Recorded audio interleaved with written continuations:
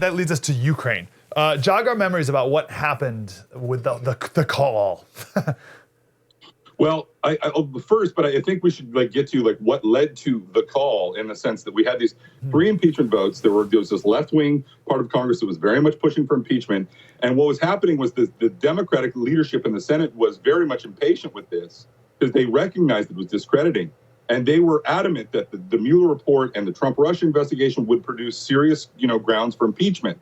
And then when the Mueller report comes out and it's a total disaster, what happened then was really astonishing. I mean, the Mueller impeachment coming out, and then the turn on a dime after Democrats being completely dispirited to this Russia whistleblower thing was really just absolutely astonishing how fast that occurred, and frankly, how suspicious it was.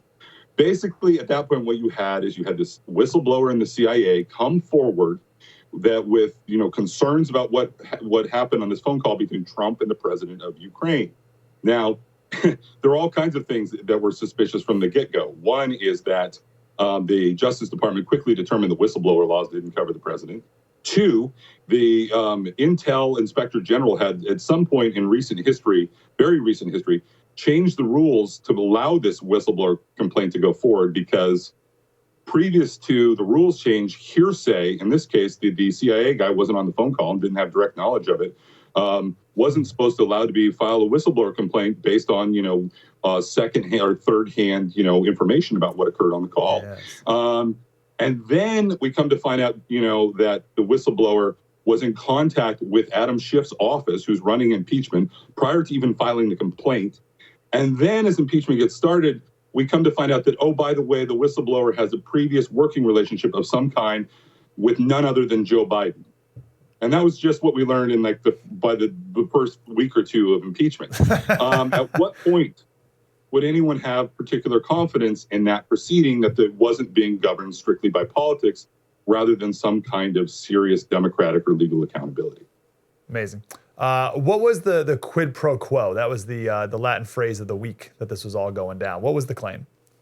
So the basic claim, and again, it's sort of astonishing we're even having to have this conversation. We had the 3rd impeachment in U.S. political history, and a year later, almost none of us can even remember what the specifics were. You're right. You're so right. Which I think speaks to the triviality of it. So basically what happened was Trump had a phone call with the president of Ukraine, Zelensky is his name. And during that phone call, he asked the president of Ukraine to look into Biden corruption. Now, he did this in a very sort of, Trumpian way. His locution and the way he tends to go about questions, seem to, provide a lot of confusion for people about Trump's motives. And I get that why there might be a public debate about that.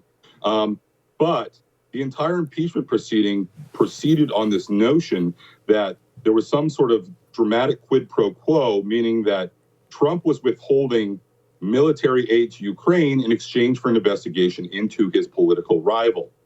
But the reality was, at the time Trump asked for the investigation, no one in Ukraine, including the president, who readily agreed to the investigation because he knew that there was corruption going on in his country, had any knowledge that the Trump administration was withholding the aid. Even weeks later after the phone call, there was, seemed to be good relations proceeding between the U.S. and Ukraine. It didn't seem like the military aid was a particular sticking point. And one of the main witnesses, the first witness in the impeachment trial, basically testified to this fact, that there was no good evidence for the quid pro quo. He basically demolished the Democrats' case for proving quid pro quo. And he was the first witness and the only one that wasn't deposed in secret. And it was after he testified that there was no quid pro quo that Adam Schiff completely again changed the rules in the impeachment proceeding to make it so that everyone was being deposed in secret, so that they could leak their testimony ahead of time so the press could run with this one-sided account. And then Republicans weren't allowed to even talk about what these impeachment witnesses said under questioning to show whether or not their allegations were, fair or credible or not. Wow. That was deep and insightful. I want more of that. Like, subscribe, get more.